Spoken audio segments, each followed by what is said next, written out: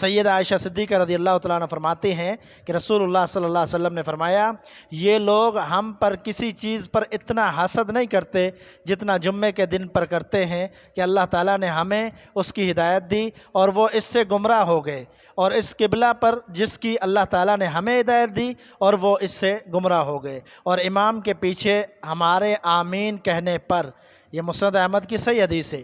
نحمدہ ونصلی ونسلم علی رسولہ الکریم، اما بعد فاعوذ باللہ من الشیطان الرجیم، بسم اللہ الرحمن الرحیم۔ قد نرى تقلب وجهك في السماء فلنولينك قبلة ترضاها، یقیناً ہم تیرے چہرے کا بار بار آسمان کی طرف پھرنا دیکھ رہے ہیں، تو یقیناً ہم تجھے اس قبلے کی طرف ضرور پھیر دیں گے جسے تو پسند کرتا ہے۔ فولی وجہک شطر المسجد الحرام، سو اپنا چہرہ مسجد حرام کی طرف پھیر لے۔ وحیث ما کنتم فولوا وجوہکم شطرہ، اور تم جہاں بھی ہو سو اپنے چہرے اس کی طرف پھیر لو۔ وَإِنَّ الَّذِينَ أُوتُوا الْكِتَابَ، اور بے شک وہ لوگ جنہیں کتاب دی گئی ہے، لَيَعْلَمُونَ أَنَّهُ الْحَقُّ مِنْ رَبِّهِمْ، یقیناً جانتے ہیں کہ بے شک ان کے رب کی طرف سے یہی حق ہے۔ وَمَا اللَّهُ بِغَافِلٍ عَمَّا يَعْمَلُونَ، اور اللہ اس سے ہرگز غافل نہیں جو وہ کر رہے ہیں۔ یہ 144 نمبر آیت ہے۔ اس آیت میں اللہ رب العالمین نے حکم دے دیا قبلہ کی تبدیلی کا، اور نبی علیہ السلام کی یہ شدید خواہش تھی۔ سیدنا عبداللہ بن عباس رضی اللہ تعالیٰ عنہ فرماتے ہیں، قرآن میں پہلا نسخ قبلے کا ہے، یعنی جو منسوخ معاملات ہیں جو قرآن مجید میں بیان ہوئے ہیں، ان میں سب سے پہلا جو منسوخ حکم ہے وہ قبلے کا ہے کہ قبلہ تبدیل کیا گیا، اس کو منسوخ کر دیا گیا بیت المقدس کو۔ سیدنا برا رضی اللہ تعالیٰ عنہ فرماتے ہیں کہ رسول اللہ صلی اللہ علیہ وسلم بیت المقدس کی طرف منہ کر کے 16 یا 17 ماہ نماز پڑھی، اور آپ کو پسند یہ تھا کہ آپ کا قبلہ بیت اللہ ہو، اور آپ نے پہلی نماز عصر کی نماز پڑھی، یعنی شدید نبی علیہ السلام کی خواہش تھی۔ تو جب اللہ تعالیٰ کا حکم آ گیا تو نبی علیہ السلام نے اسی کی طرف رخ پھیر لیا، اور آگے اللہ تعالیٰ نے یہ فرمایا کہ جہاں کہیں بھی ہو تو اپنے چہروں کو قبلے کی طرف پھیر لو نماز کی حالت میں۔ تو یہ سفر میں نفل نماز، کشتی میں نماز، حالت جنگ میں نماز، یا جسے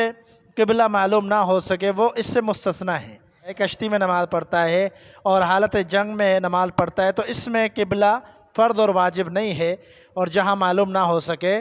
تو وہ جدھر چاہے منہ پھیر لے، کیونکہ فرمایا فَأَيْنَمَا تُوَلُّوا فَثَمَّ وَجْهُ اللَّهِ، بس جہاں کہیں بھی تم پھر جاؤ اللہ کے چہرے کو پاؤ گے، یعنی اللہ کو پاؤ گے۔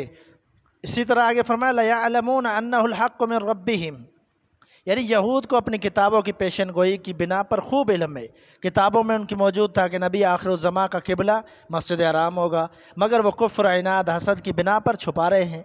سید عائشہ صدیقہ رضی اللہ تعالیٰ عنہ فرماتی ہیں کہ رسول اللہ صلی اللہ علیہ وسلم نے فرمایا، یہ لوگ ہم پر کسی چیز پر اتنا حسد نہیں کرتے جتنا جمعے کے دن پر کرتے ہیں کہ اللہ تعالیٰ نے ہمیں اس کی ہدایت دی اور وہ اس سے گمراہ ہو گئے، اور اس قبلہ پر جس کی اللہ تعالیٰ نے ہمیں ہدایت دی اور وہ اس سے گمراہ ہو گئے، اور امام کے پیچھے ہمارے آمین کہنے پر، یہ مسند احمد کی صحیح حدیث ہے کہ ان چیزوں پر ان کو بڑا حسد ہوتا ہے یہود و نصارہ کو،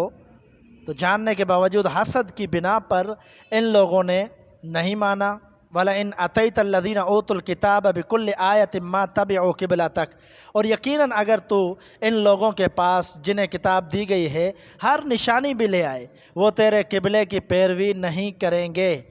وَمَا أَنْتَ بِتَابِعٍ قِبْلَتَهُمْ، اور نہ تو کسی صورت ان کے قبلے کی پیروی کرنے والے آپ ہیں۔ وَمَا بَعْضُهُمْ بِتَابِعٍ قِبْلَةَ بَعْضٍ، اور نہ ان کا بعض کسی صورت بعض کے قبلے کی پیروی کرنے والا ہے۔ وَلَئِنِ اتَّبَعْتَ أَهْوَاءَهُمْ مِنْ بَعْدِ مَا جَاءَكَ مِنَ الْعِلْمِ، اور یقیناً اگر آپ نے ان کی خواہشوں کی پیروی کی اس علم کے بعد جو آپ کے پاس آیا ہے، إِنَّكَ إِذًا لَّمِنَ الظَّالِمِينَ، بے شک آپ بھی ظالموں میں سے ہو جائیں گے۔ تو یہاں پر یہ بتلایا گیا کہ یہود و نصارہ کبھی بھی نہیں مانیں گے، یعنی وہ کعبہ کے قبلہ ہونے کو خوب جانتے ہیں، ان کی کتابوں میں پہلے ہی موجود تھا، مگر عناد حسد کی وجہ سے اس کی حقانیت کا انکار کرتے ہیں، تو آپ اس کی حقانیت پر دلائل بھی پیش کر دیں پھر بھی تسلیم نہیں کریں گے، اور آپ بھی وحی الہی کے پابند ہیں، تو آپ نے بھی ان کا قبلہ اختیار نہیں کرنا، کیونکہ آپ کو وحی پہنچ چکی ہے، اللہ کا پیغام پہنچ چکا ہے کہ قبلہ بیت اللہ ہے۔ اور ان کے باہمی عناد کا بھی یہی حال ہے، یعنی ایک دوسرے کے قبلہ کو پسند نہیں کرتے، یہود صخرہ بیت المقدس کی طرف رخ کرتے ہیں اور نصارہ بیت المقدس کی مشرقی جانب، تو یعنی ان کا آپس میں بھی اختلاف ہے۔ تو آگے اللہ تعالیٰ نے ایک امت کو پیغام دینا چاہا کہ وَلَئِنِ اتَّبَعْتَ أَهْوَاءَهُمْ، کہ اگر آپ نے ان کی خواہشات کی پیروی کی، علم بھی آپ کے پاس ہے، یعنی اللہ تعالیٰ کی طرف سے آنے والے علم کی پیروی ہے، اس کے سوا دین میں جو بھی شامل کیا جائے وہ انسانی خواہش کی پیروی ہے، خواہ وہ یہود و نصارہ کی طرف سے آئے یا ہندوؤں یا سکھوں کی طرف سے یا مسلمان اپنے پاس سے ایجاد کر لیں، سب خواہش کی پیروی ہے۔ اس لیے علماء اسلام اہل بدعت کو عام طور پر اہل احوا کہتے ہیں، یعنی اپنی خواہشات کے پیروکار۔ اس آیت میں رسول اللہ صلی اللہ علیہ وسلم کو ان لوگوں کی خواہش کی پیروی سے منع کرنے کی تاکید کی گئی۔ بہت ساری وجوہ ہے اس کی، صاحب کشاف نے 10 وجوہ اس کی بیان کی ہے کہ ان کی اس بات میں آپ پیروی نہ کریں۔ اس آیت میں اگرچہ خطاب رسول اللہ صلی اللہ علیہ وسلم کو ہے مگر مراد امت ہے، یعنی آپ تو کبھی ایسا نہیں کر سکتے، کوئی پیغمبر اللہ کا حکم لے کر آتا ہے کیسے وہ دوسروں کی خواہشوں پر چلے گا،